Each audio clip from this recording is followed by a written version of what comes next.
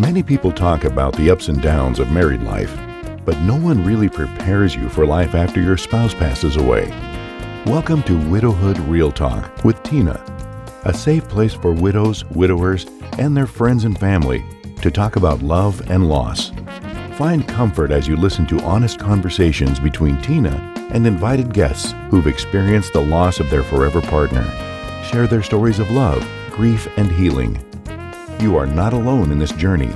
Join today's episode and discover a wealth of resources and learn how to connect with others who are traveling the same path. This is Widowhood Real Talk with Tina. Hello, Widowhood. Our conversation today with Joy Brooks, my annual guest. I'm looking forward to sharing this discussion with you.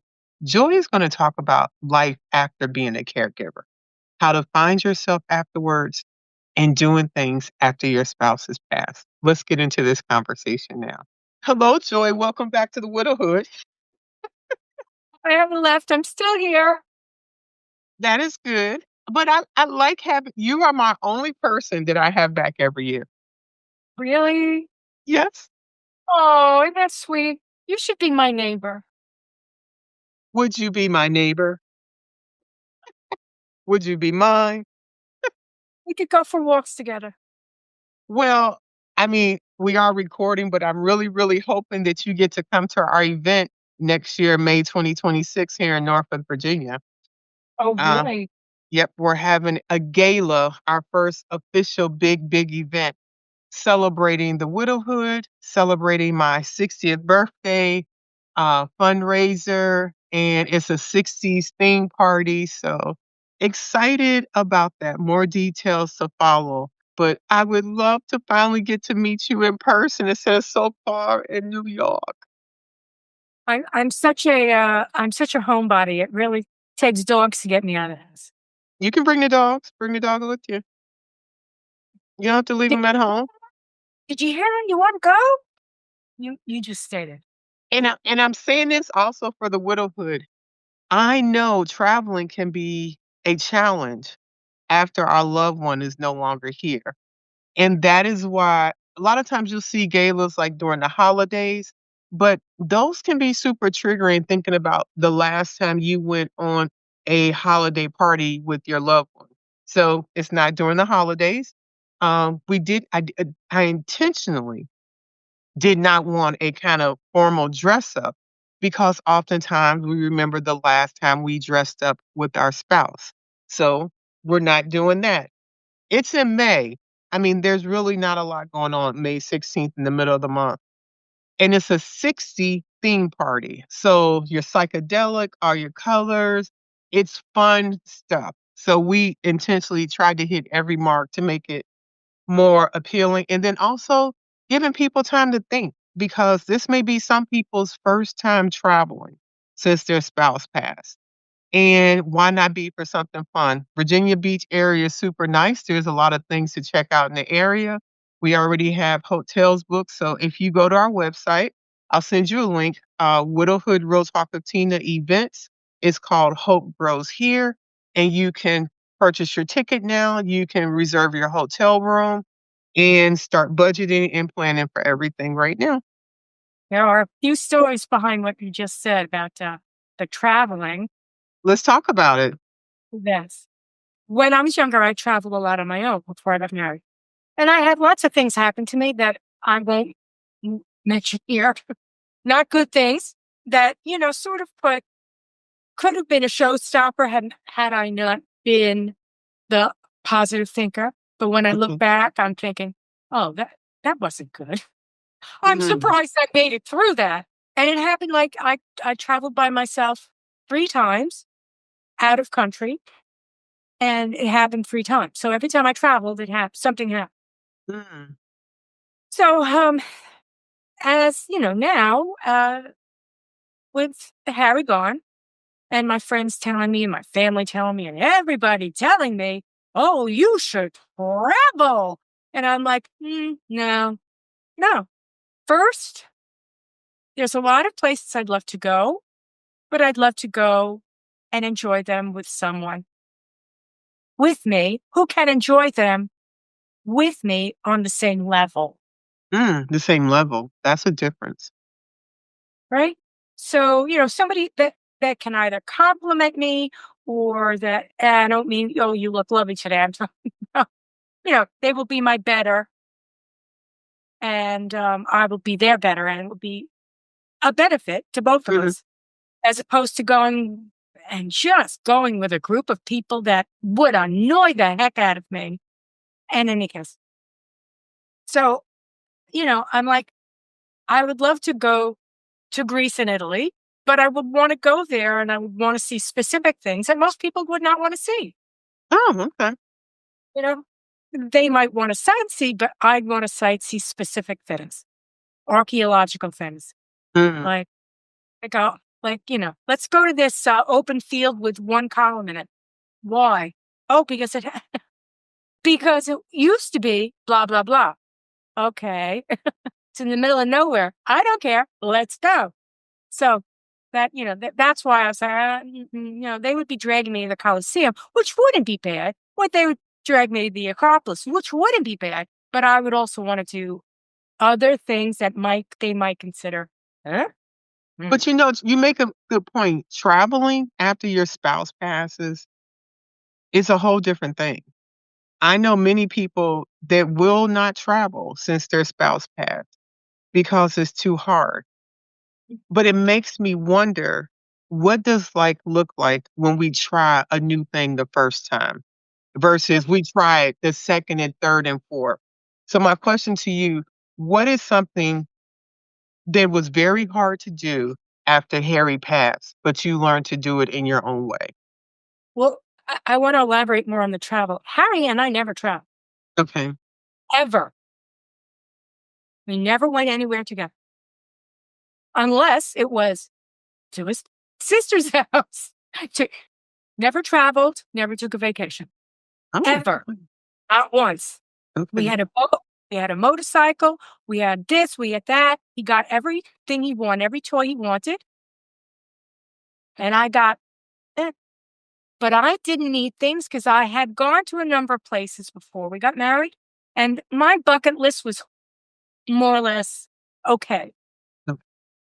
If Harry and I had traveled together, he would have ruined it for me because I would have had to have worried about him the whole time. And that's not what I want to do. If I'm going to spend $5,000, $10,000, I'm not going to say, well, it's okay. Or I have to convince myself, all right, it's just a great time. So it's sort of like I'm still looking for that perfect person to travel with, Okay. right? What are some things that I wanted to do after Harry passed? Is that What what was was something, if this exists, what is something that you enjoy doing with Harry? And then after he passed, you needed to learn how to do it by yourself. everything we did together was his favorite thing. We used to hike and he stopped doing it because I enjoyed it too much. There were it's sort of funny over the 5 years now, everything is like coming into different perspective. There was the year that he was the saint. Oh, he was such a good man. And now I'm looking back and saying, he did a few spiteful things and it was all about Harry. And he knew that. He knew that. And I let him get away with it. You make an interesting point because when they first pass, it is hard to remember the balance of things. It's either all good, all bad. But you're now beginning to see the gray. It's not black, it's not white. There's sometimes gray. And so in many cases, like he loved to boat, he loved to fish. I've been fishing with him a few times and he ordered me about and he destroyed the whole time for me. So I was like, you know what, Harry, I don't want to fish. I'll go with you and I'll help you. Like whatever you need, just ask me, but I don't want to fish. Because he'd be like, hold it this way, hold it that way. Come over here, go over there. Don't do this, do this. Oh. And I was like, I'm not having fun here. I'm nervous. He's going to yell at me for something I haven't thought of doing because fishing ain't my thing. So who is Joy 5 years? Okay, where you're at now, if possible, who was Joy the year Harry passed, and what does Joy look like now? So the year that Harry passed, Joy was Harry's caretaker. The year after, a little less. a little less, and now I'm totally everything that I've ever wanted myself to be. So I have reservations about doing some things that I would have done things that I did when I was younger, not would have done, but did when I was younger. And I think those are not things I should be doing now. I don't need to go to a rock concert now. I don't need to do that. I've been into rock concerts, thank you very much. They were loud and annoying. Speaking of annoying, they were loud and annoying, and I don't need to go now. It's not that it isn't fun or it is fun.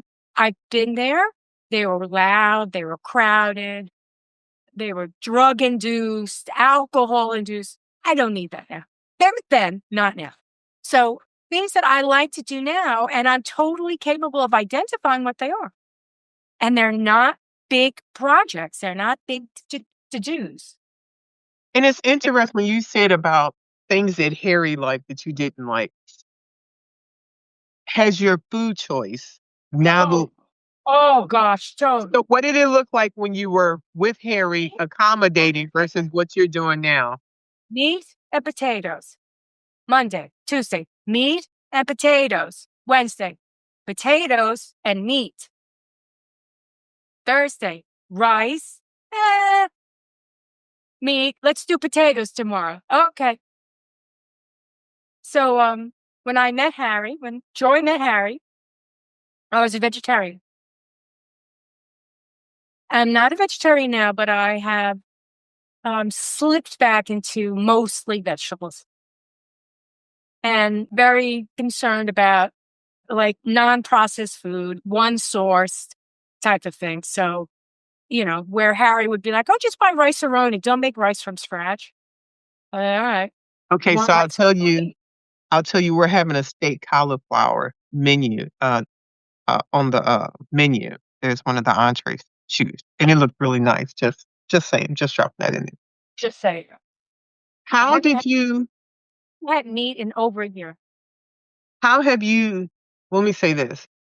The year they pass, it's devastating. Right. People feel that when they start focusing on their self, guilt is implied. Because was guilt part of your experience, or were you liberated to go to do the things that you enjoy doing? There's still I don't think it's guilt. I think it's a matter of, perceiving of the experience again and looking at it differently and thinking, well, I certainly did make the right decision. Or, I wish I had done something differently there. I could have been better at that. He could have been, all these different ways of looking at it. Is there unadulterated guilt? I don't think so. Has guilt been ever part of your grief journey? Yeah. Because when I was caretaking, sometimes looking back on that, I thought to myself, I didn't do the best I could. And I keep thinking to myself, like there's an instruction book for that? Mm-hmm. Like, Okay. you very best you could. A lot of other women would have been like, oh, I'm not doing that. Okay, let's talk about being the caretaker for your loved. What are some things in that you just had no idea of? Well, so in the case of Harry, and these are things that I don't necessarily talk about over the years. Harry was an alcoholic, and through his disease, when he got cancer, at first he fought it, and then he gave into it. And in the beginning, it was so great. It was, he's going to turn it around. He's going to get better. And then he's not going to drink, and we're going to have such a great life together. Because the biggest problem that Harry and I had was that he would choose alcohol over me. So he'd do something where he felt comfortable having drinks and getting drunk. And, I had no play in that. Right. So, when he was going through chemotherapy and radiation, the first round, he stopped smoking and stopped drinking. And he was a whole new person. the day that they gave him a clean bill of health. We drove home. He stopped at the liquor store and he bought a bottle. And I crashed. I was like, okay, so this is the way it's going to be. Thank you for sharing that. There are so many people. It's more than our spouse past. There's so many pieces of that in between. And it's not easy to revisit those, but it can be very important for us in our journey forward in life to be honest about what happened. And it's not easy or something we're thinking about that first year, but in reflection, looking back, not only, and correct me if I'm wrong, did you grieve Harry passing, but the life that you never got to have with him because the disease and what he was tethered to. And that's truly the mindset that I have to this day. When I say, oh, Harry, if you'd only XYZ, we could have had such a great life together. So 5 years later, you're still managing the what if. For someone, let's say year 2, where their mind is starting to operate accustomed to norms, and they're now grieving the what didn't happen, what they wanted. From your experience, any suggestions or recommendations to them? Some people can get pretty angry, right? Now, because Harry not only was he a drinker, but he got sick with cancer, I mean, what I went through was something very specific, right? Many other people, perhaps their husband passed away unexpectedly, or maybe they had a disease, whatever. The point being that I was, in the last 3 years of his life, so busy taking care of everything that the year after I was still getting my house organized.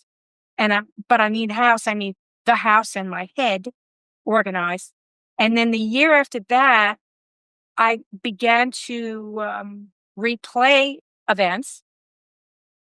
And then I started putting my emotions in order. So one of the most important things for me was to say, you just got to forgive the guy, because it wasn't like he was intentionally trying to ruin my life. He was intentionally trying to ruin his own life. I happened to be in the way. But that right there, Joy, is so important to differentiate. This was self-induced. This was not something he was attacking me. This was not something, more or less, I was collateral damage in this scenario. It wasn't something intentional where he sought out to do me harm. That's not like him. But that perspective is important, because if not, I would think the hurt, the anger, the bitterness, to think those years, all this time he was attacking where he wasn't able to survive himself. The sad thing is that you could interpret what he did as vindictive, in which case he would be at fault. You could. Just the same way that I say to myself, I shouldn't have said that, and I could have done this better.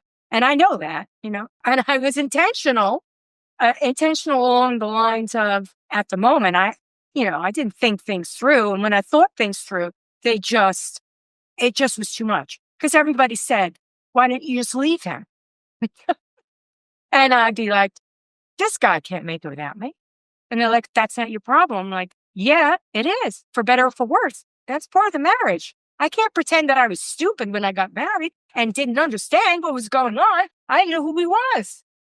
Okay, that honesty takes all of the mask off. That we knew the person that we married. We knew when we stood there and made these vows. What do we do when worse happens? Do we really toe the line? And that is why, to me, widows or widowers should be celebrated. We did not quit. Maybe somebody would have said that we should have quit or whatever, but we took that covenant seriously. We took that responsibility to heart, and to care for someone as they are dying is hard. Mhm. It is hard when the marriage was good. It's hard when the marriage was bad. You are cleaning up, you are working, you're taking care of them, you're taking care of financially of everything. When it's a man, they often feel like they may not be the man in the house because they're not provided. And anybody doesn't want to be taken care of all the time. And they're watching their own life slip away. And then they pass, and the person remaining needs to rescue themselves. How did you go from being focused on being Harry's caretaker to now what do I do with Joy when you don't no longer have to be his caretaker? I became my caretaker. You became your own caretaker. Yeah. And I realized, because I thought to myself, oh, I could probably go out and Harry wanted me to go out and find myself another person, fall in love again. And I'm thinking, that's not going to solve a problem. I mean, if it happens, it's lovely. But that's not the solution to the current situation. It's not a solution in itself. A relationship is a wonderful thing that happens. You don't go out and buy a relationship. I mean, there are okay, we're going that's another conversation, but There are people that require a relationship. Require. I'm not that type of person. So I thought to myself, let's put that aside because right now that's not something I want. And if it happens, like I said, it happens. But it's not something I need to go do. It's not something I need to plan. Matter of fact, I thought to myself, what happens if I put myself out and then I lose the person again? I'm right back to where I was. So it's not so much I don't want the relationship because I might lose them again. But the point is, you don't get into a relationship to complete yourself. at all. It doesn't solve the grief journey either. But the relationship does complete you, but you don't get into the relationship to complete you. It sort of happens on its own. So I thought, put that aside. And honestly, again, all of the things that my friends tell me you should travel, and I'm like, I need the right person to travel with. Well, you should be looking for the right person. Well, that should happen on its own. All of these things. I want to move, but I don't want to move by myself, but I don't want to move with someone else. The issue is that life is very unpredictable. Absolutely. So if you're planning, spend your life with someone else so that they can protect you and be there for you when you get to my age, and I'm 70, when you get to my age, just looking for someone to be there for you, it's not a good thing because they could pass away. Anything can happen. And now you're stuck again. You haven't solved the problem and you're doing it all over again.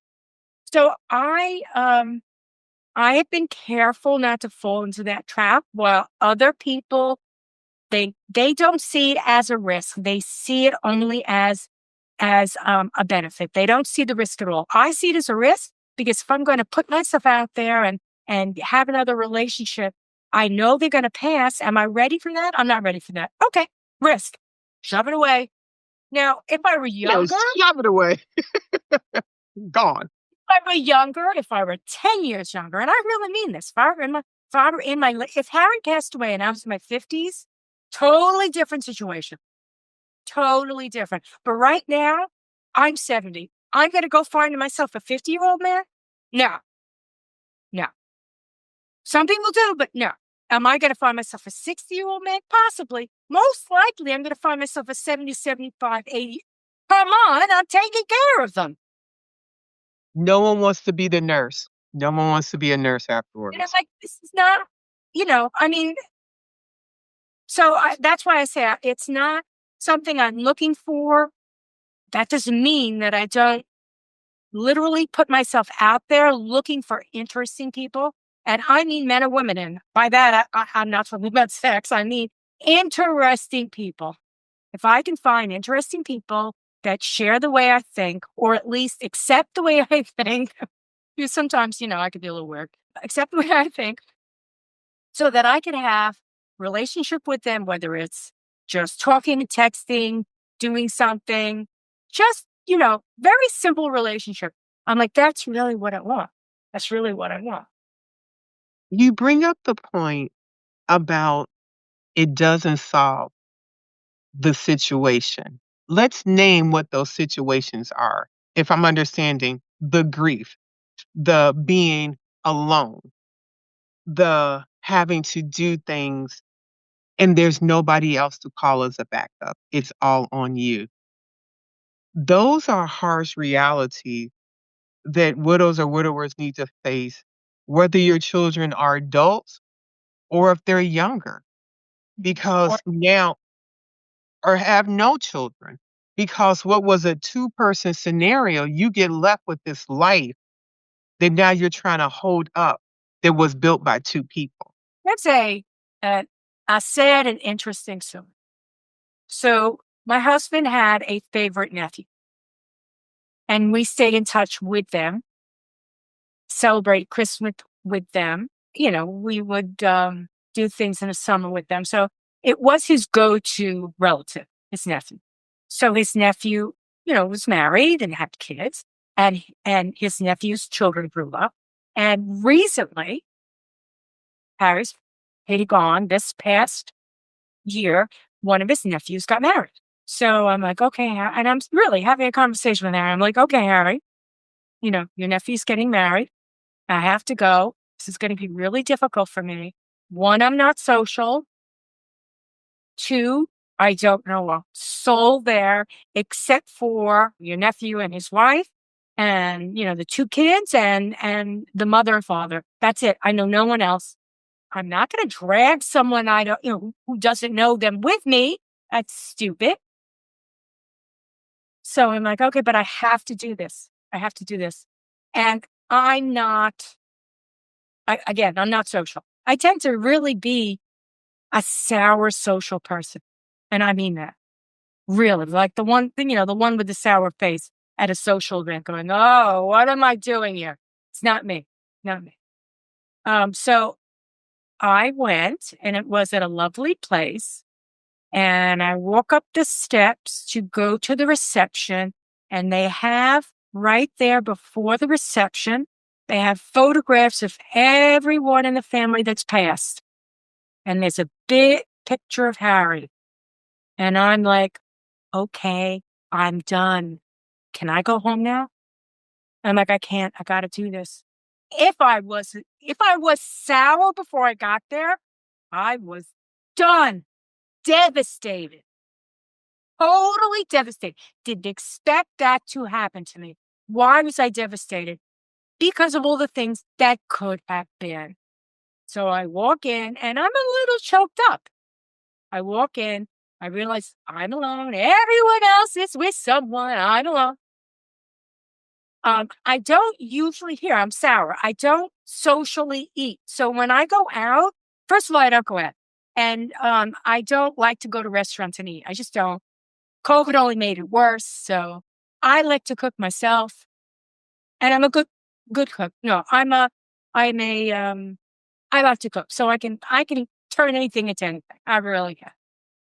Anyway, so we go there and as I'm walking, before I even get upstairs to see the photograph, I walk into the place and there's a waft of 85,000 different types of food. And I'm like, oh, I'm going to gag. It's not like, oh, look, it's shrimp. It's like shrimp and steak and lamb. And I'm like, oh, my. So, Was that sensory overload before Harry died, or was that always a thing? I was never good eating out.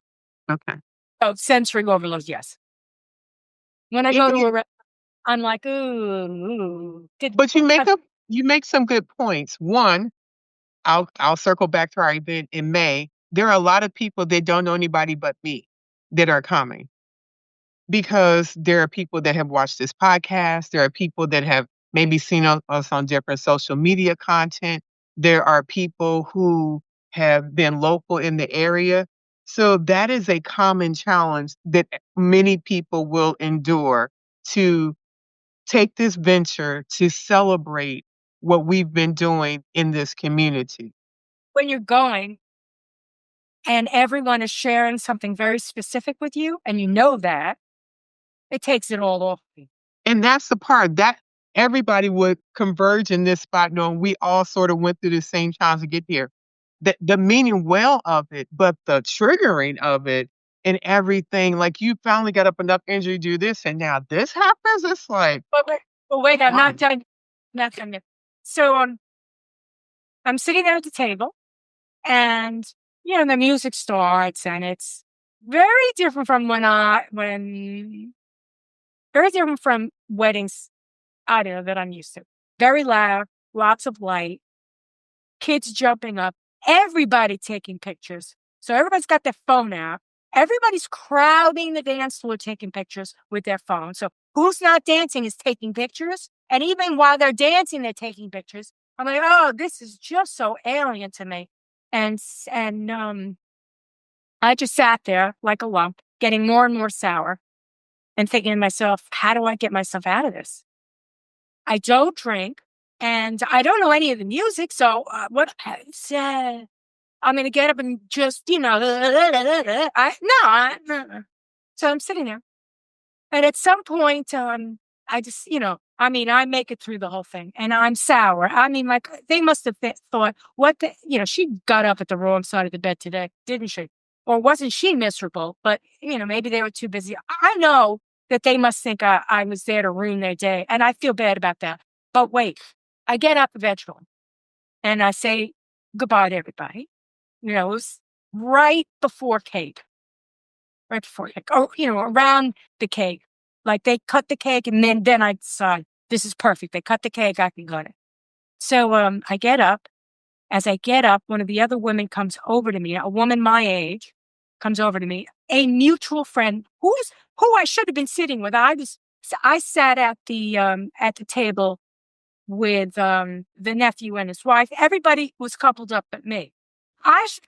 With the friends, with the single friends. But anyway, if they're listening to this, I'm sorry. Don't feel guilty. It's okay. But there's just an ending to the story that is just bizarre. So I got up to leave. I was going to the bathroom. As I'm getting close to the bathroom, one of the friends, my age, runs up. Oh my God. And I look at her. She's full of blood. Yeah, right. I'm like, Joanne, what happened? I didn't want to mention names, but I just did. What happened? She goes, oh, she fell down the stairs. I'm like, what? Who? What? So I'm like, take me. I'm like, are you okay? She goes, no. I grab her, I hold her, we go down the stairs. It's marble steps. So it's this big Italian thing going on here. And marble steps down, all the way down. What happened was she was bringing her friend down to get her Uber, and the friend missed the last two steps and fell. This is a probably close to 80-year-old woman. When I'm using the term because I wanted to understand how much blood. She bashed her head on the marble floor, and now she's prone at the doors. So no one could come in without seeing this woman. And I'm like, okay, so someone's trying to tell me something. You're not going to any more weddings. That's what I hear. What just happened here? So she goes to the hospital, I go home, and I'm still thinking, what just happened here? I don't know. All I know is I think to myself, the concept of me not wanting to take risks was right there in front of my face. It's like, this is a little stupid nonsense that can happen that you don't think of when you're alone, because she's alone. Thank God she was with her friend. But I was alone. I didn't come with a friend. They came together. Right. That's the scary story. Now, if anybody hears the story out there and says, oh my goodness, I'm getting depressed, I'm sorry. I am merely saying that we need to realistically assess our lives as we get older. Not because you are a widow or a widower, because that can happen when you're young and your life looks different. What I'm saying is the whole package here. Harry passed away when I was 67. So I'm not a young woman at 67. I do need to take into account that maybe I only have 15 more years to go. What does that look like? What do I want to do in those 15 years? Maybe I have 20. Maybe I'll live till I'm 115. I'm not saying I'm only going to make it till 80, but I'm saying maybe I need to realistically assess what it is I'm doing here and then make sure that I'm happy about it, because I'm not spending that time miserable. And if I need to pretend in the beginning and then turn it around, I will. And I do mean pretend, because it's a matter of perception, what makes you happy and what makes you unhappy. Oh, In the, absolutely. in the And I think what beginning, made us happy in our 20s and 30s, that changes over life, is just like you mentioned about going to the rock band in one version of yourself. And now that is not something you would enjoy. Joy, how do you see yourself 5 years later on this journey after Harry's life ended? And I are mean, you when happy? I am so content and at the same time worry about things, but I'm content because I think to myself, I'm true to myself. I am spiritually connected.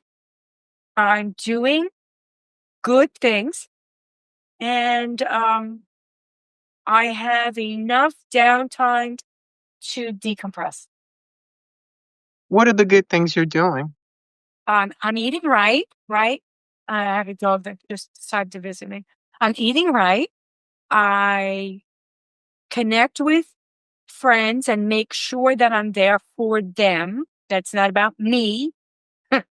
I have begun to study the Bible in a way that it's it's literature and culture and religion all mixed together. So I'm taking Hebrew, so I'm reading the Bible in Hebrew, and I'm reading a lot. And so those are the things that I consider good things. I look every once in a while for some sort of an event that I might, an activity or an event that I might be interested in. I join a book club. Um, and, my podcast is very important. So there's not a lot of things. I don't put a lot on my calendar. I don't enjoy being booked. A lot of people do. I don't enjoy being booked. Yeah, I it's go, overrated.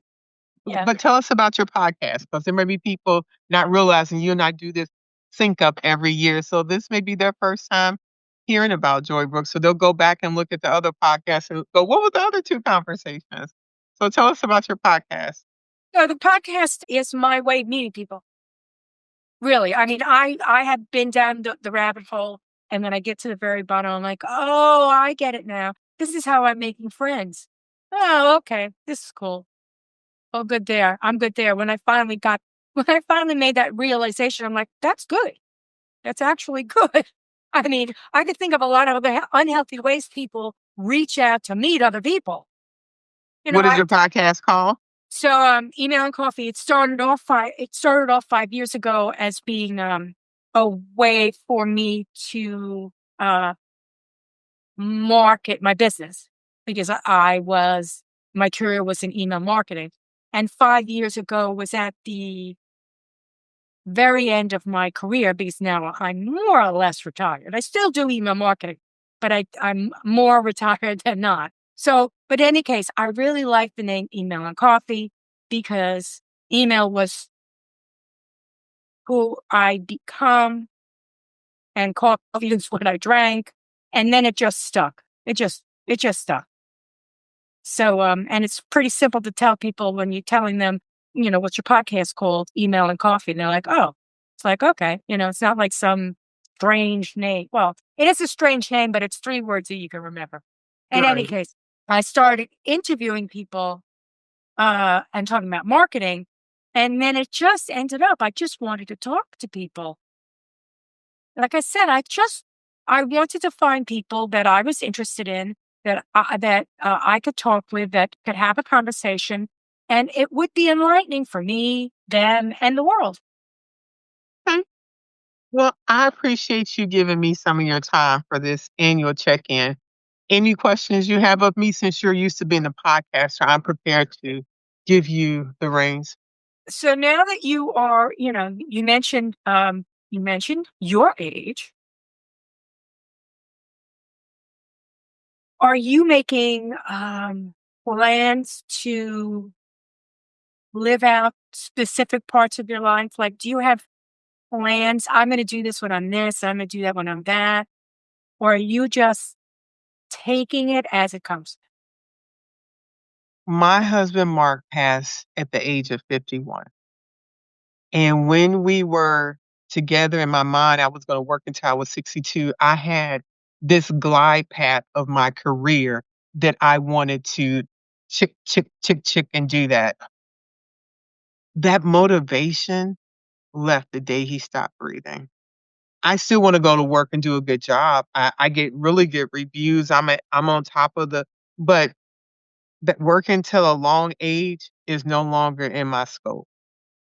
I want to be able to wrap up my career in the right timeline and then spend my time doing the things I do for Widowhood. I just finished writing my first book. I have 4 more that I want to write. We have a memorial garden that we're looking to develop here in Norfolk, have more retreats for widows, travel with my now husband, and sightsee and do stuff and enjoy life.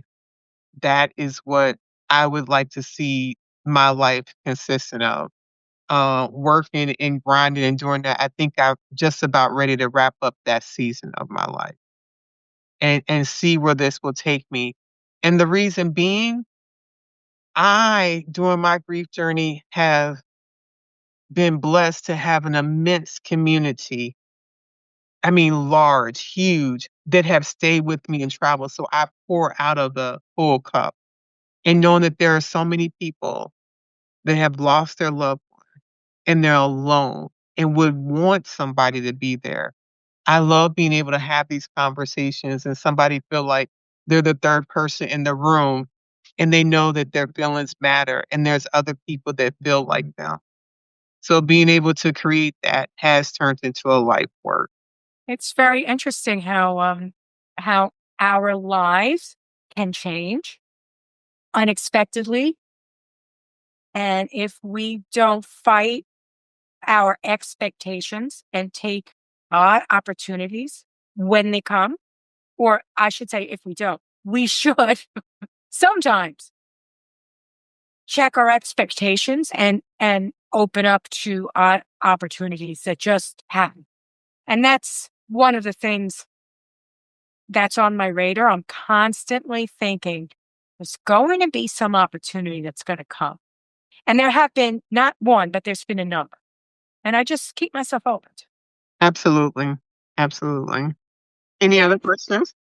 they don't last for, I'm not saying that these last for the rest of my life. They might be a summertime thing. They may be a few months, but they're very important Yeah, and little facets of who I am. I agree. Sometimes we can get so rigid as to what we think things should be, and we can miss the opportunity that presents itself because it wasn't on our list. I want to be open to what life presents and evaluate that as it comes along. That's not risky for me. Where people would plan it and only go with the plan, I'm more than willing to just like, I don't know. Any other questions, Joy? No, that's it. That's it, Tina. It's been Okay. Well, always great. oh, thank you. I'm going to say something to the people that joined us on this conversation, and then I'll let you close it out. I want to say thank you for joining us in this conversation. I am so sorry for the person you love that is no longer here that has brought you to this discussion, but you are welcome to be here. Your journey, your grief, your person matters. Please feel free to email me at widowhoodrealtalk@gmail.com or write a comment in the show notes. Reach out to Joy, maybe have coffee and talk about email with her and see how that goes. We're on this journey together. Thank you. Thank you, Tina. That's well said. I can't say another thing. Thank you for spending another episode with Widowhood Real Talk. If you found the contents of today helpful, share the episode to anyone you know who may need it. Subscribe to the show and tune in to Widowhood Real Talk each week. Then, visit widowhood-realtalkwithtina.org to join the community and access additional resources. Remember, you are not alone in this journey.